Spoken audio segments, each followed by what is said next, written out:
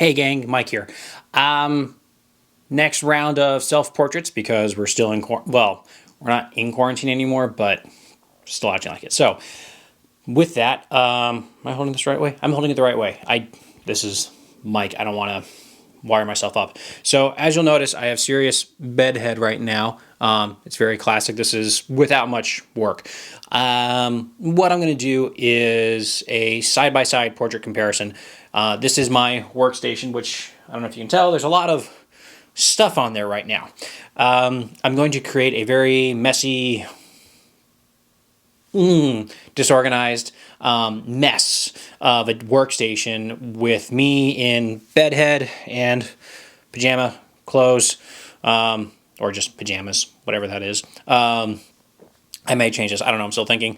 And I'm going to take a picture of quarantine Mike, and then I'm going to rebuild the scene without moving the perspective of the lens.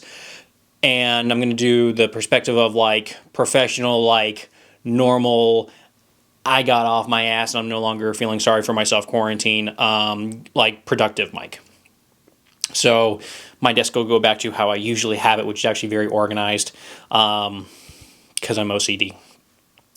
But yeah, so that's going to be this shoot. This is just going to be the fast time-lapse part moving forward of all the setup because styling props is a pain in the ass. And then there'll be lights and we'll do that. So that's what we're going to do. Let's see what happens.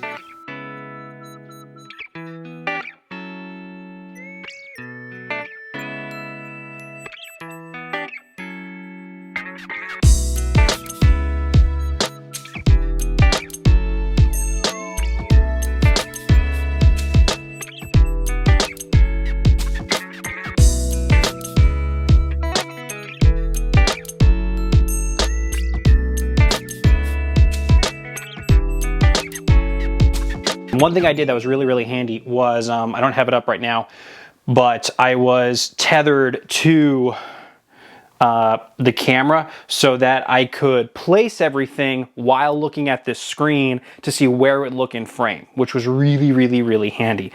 So this way I'm not going back and forth, taking a picture, moving it, taking a picture, moving it. I'm just doing it real time. So super handy, using Capture One Pro for that. So now that I've done that, I'll probably do the same thing to get the lights in the right place because it's just easier than having to run back and forth. And I'm already here in front of my computer, so why not? Okay, let's do it.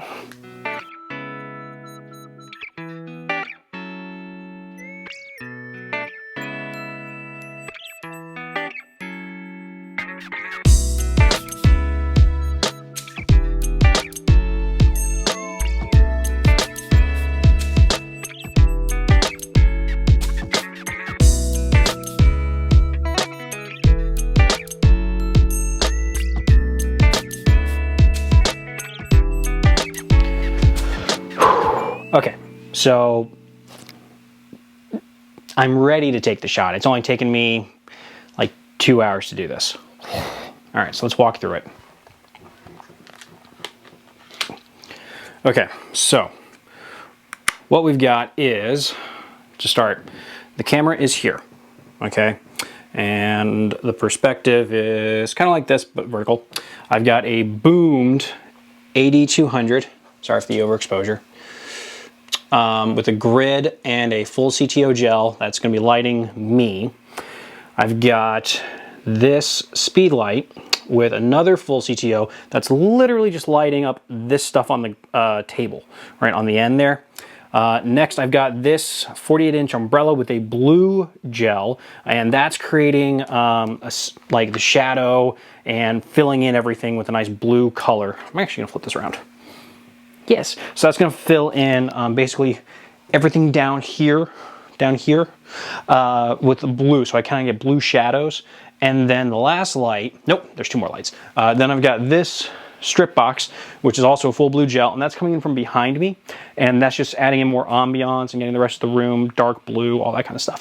And then finally, my lamp actually does contribute, very little, but it does. I've got this little flash right here, and that one's got double green gels, and what I'm doing for that is floating it underneath my desk and behind everything so that it creates a green hue, so that you see kind of like that techie, like the green, like computery stuff going on in the background. The one thing that sucks is because of the exposure I'm having to use and all the settings, I'm not seeing the screens in this image. So what I'm gonna have to do is raise the exposure at a later point, take a picture of just the image, the screens, and then stitch them in later. So it's gonna be kind of like an HDR type thing. Yay, more Photoshop, but that's what we're doing. I'm shooting this at about, let's see, f8, ISO 2, ISO 200 at 3200 Kelvin, which is making the white balance purposefully very blue. So I'm really pushing the blue color.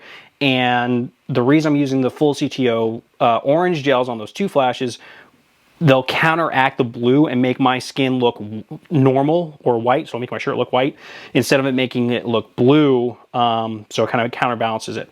So everything is set up. I'm now going to take a couple frames. And I'm so excited to go for a shower, even though it's helping with my crazy bedhead mad scientist hair. Let's do it.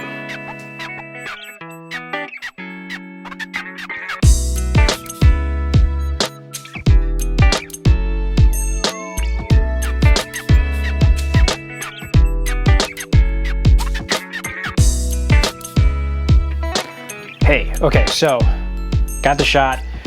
Self-portraits are tough, man. That took me a good 30 minutes. But anyway, so that shot's done.